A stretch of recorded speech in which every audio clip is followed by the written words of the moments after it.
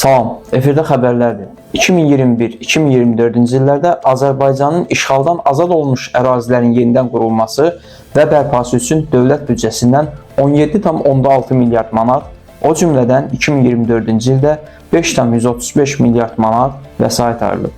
Acmedia Info xəbər verir ki, bunu Baş nazir Əli Əsədov Milli Məclisin bugün keçirilən plenar iclasında hökumətin ötən ilki fəaliyyəti ilə bağlı hesabatı təqdim edərkən bildirib.